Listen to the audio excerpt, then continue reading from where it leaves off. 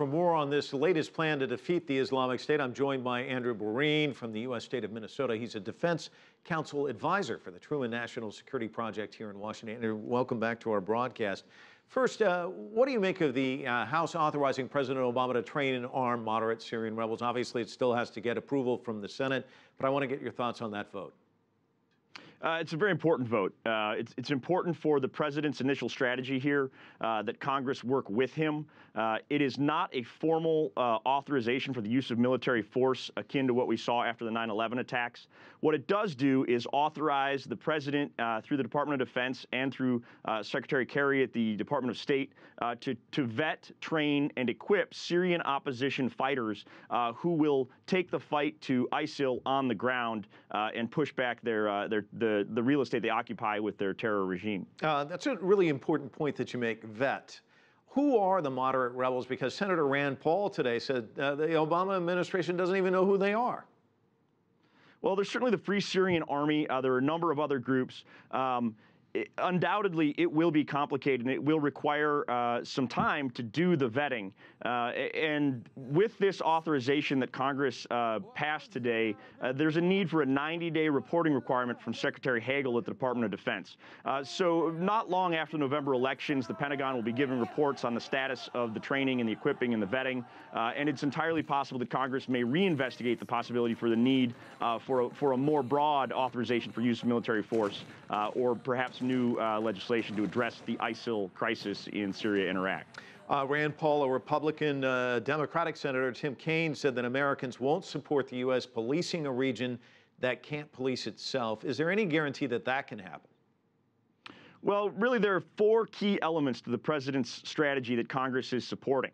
It's going to rely on U.S. air power, where the U.S. is very strong with intelligence, surveillance, reconnaissance, and targeting. It's going to rely on supporting ground forces from partners in the region. It's important that these troops in these geographic regions of Iraq and Syria stand up for their own countries and push these terrorists out of the areas. And it's going to rely on a counterterrorism strategy, which is a very robust way of saying targeted work to identify leadership and key nodes within the ISIL terrorist infrastructure and destroy it. And lastly, it'll include humanitarian aid.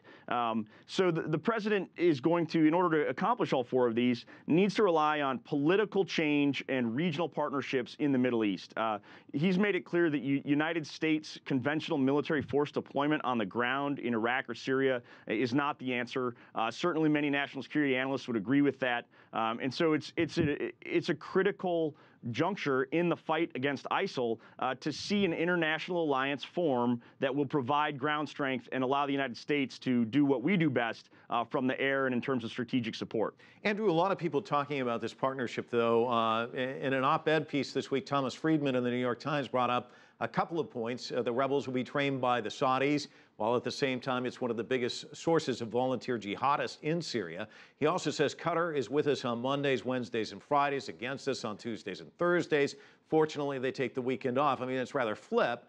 But to that point, Texas Congressman Lloyd Doggett said a coalition is more than just a photo op. Is this coalition more than a photo op? It's important that the coalition be built before the onset of major combat action by any of these regional partners on the ground. And I think that's one of the differences you see between a go-it-alone strategy and a true internationalist coalition-building strategy that has the potential to be successful in the face of this terrorism. So it's important that the coalition is built. It will result in some strange alliances. But to the point of Secretary Kerry's earlier comment, you see some strange bedfellows in China and Russia also being supportive of the fight against ISIL.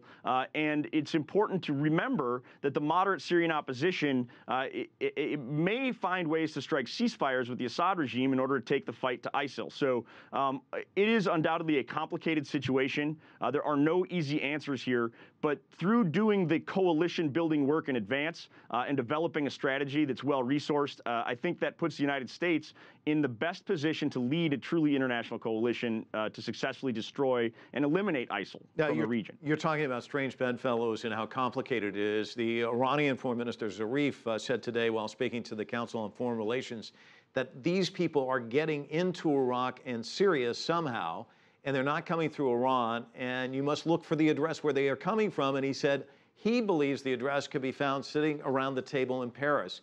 Does he have a point there, do you think? Well, undoubtedly, the coalition has to look at the flow of fighters, the flow of equipment and arms to ISIL in these areas where they are. Partners like Turkey, for instance, need to evaluate how the flow of people through their borders operates. And unfortunately, Turkey is a very unfortunate situation in that there are more than 40 hostages held by ISIL at the moment. So, like I said, it's a very complicated situation, but the international coalition will have to work together. And I think what we saw in Paris was a very helpful beginning for this type of truly international effort with a focus on local, regional ground forces. Well, Andrew, we could probably also talk about black market oil in Turkey and a lot of other issues that are rather interesting, but we've run out of time. Andrew Borene joining us from Minneapolis, Minnesota. Thanks so much.